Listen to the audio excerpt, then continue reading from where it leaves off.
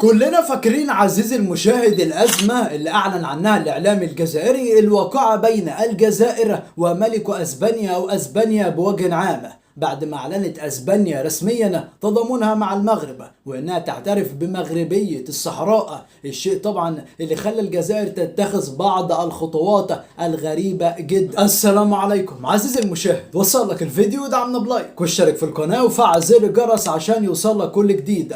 موقف محرج جدا اتعرضت ليه الجزائر في أسبانيا بعد ما أعلنوا من قبل أن هم هيسحبوا السفير الجزائري من اسبانيا، بعد ما اعلنت رسميا ان هي متضامنه مع المملكه المغربيه ومعترفه بمغربيه الصحراء. فقررت الجزائر زي ما تقول كده ان هي تعاقب اسبانيا، وقالت لا احنا هنسحب السفير الجزائري من اسبانيا ومش هيكون عندنا سفير هناك، عشان بعد كده تيجي الصدمة ورا صدمة. تخيل معايا عزيزي المشاهد 19 شهر أعلنت فيه الجزائر القرار دوت ولم يتغير أي شيء بخصوص قرار أسبانيا أو موقفها مع المملكة المغربية. فقررت الجزائر اليوم وبشكل غريب جدا ان هي تعين سفير جزائري اخر في اسبانيا. طب انت اساسا شلته ليه من الاول؟ ما تعرفش. الاعلام الجزائري عزيزي المشاهد خرج وقال لك ان الجزائر تعاقب اسبانيا. ازاي؟ ان هم خلاص وقرروا ان هم هيشيلوا السفير الجزائري من اسبانيا، وبالشكل دوت احنا بنعاقبهم عقاب شديد جدا.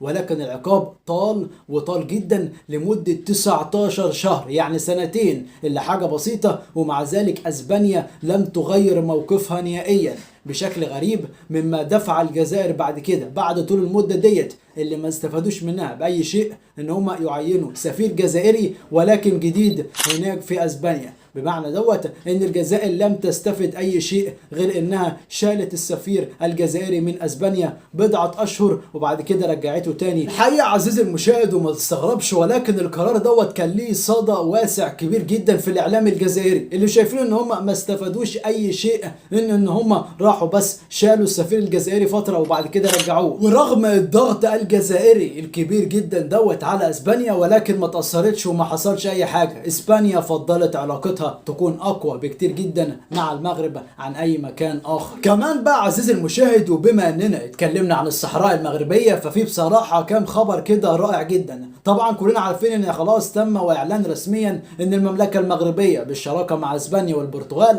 هينظموا كاس العالم 2030، ودوت هيجذب سياح وعمله صعبه كبيره جدا للمملكه المغربيه. فبالتالي بدات الشركات العالميه الكبرى ان هي تتجه نحو المغرب لعمل اعلانات استعدادا للمونديال، ودوت اللي شفناه في اكتر من خبر عربي بيقول ان مشاريع ضخمه بالمغرب استعدادا للمونديال. الشركات العالميه والدول الكبرى تبدا نظر للصحراء المغربيه بالعمل. طبعا كلنا عارفين عزيزي المشاهد ان المملكه المغربيه هي دوله سياحيه بامتياز، وبتتوافد فيها سنويا ملايين السياح من حول العالم، وبالتالي ان هم كمان يبدأوا يلقوا نظرة على الصحراء المغربية هتشدد علاقتهم بيها، وبالاخص ان هي تطورت كتير جدا عن السابق. كمان بقى عزيزي المشاهد ان بعض المواقع الاخرى اتكلمت ان كأس العالم 2030 سيكون مختلف. الشركات العالمية بتتكاثر للاستثمار بالمغرب، خاصة المتخصصة في المجال السياحي والبنية التحتية. من دلوقتي كل الناس بتستعد. كل التوفيق بإذن الله للمملكة المغربية في قادم الأيام، وما شاء الله على الدبلوماسية المغربية في كل أنحاء العالم.